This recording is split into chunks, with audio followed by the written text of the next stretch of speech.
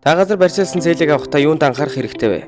Газар өмчлөх, эзэмших, ашиглах гэдэг нь тусдаа ойлголтууд боловч иргэд газар худалдан авахдаа эдгээр ялгааны талаар төдийлөн ойлгодоггүй байх тохиолдол гардаг.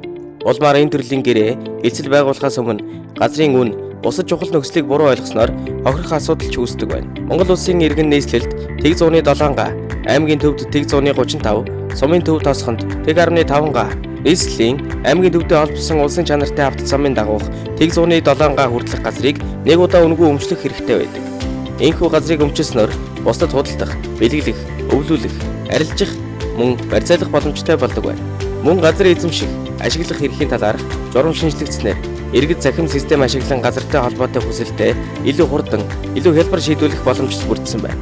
Харин иргэд аж ахуй нэгж нь газартай холбоотой эрх худалдан авахдаа эдгээр ялгааг сайтар ойлгож, тухайн эрхийн гэрчилгээ, эрх бүхий байгууллагын шийдвэрийг хүчин төгөлдөр байдлыг шалгуулах, мэргэжлийн хуульчилсан зөвлөгөө авах нь ирээдүйд үүсэж болох хохирлоос өргөсөн сэргийлэх ач холбогдолтой байдаг.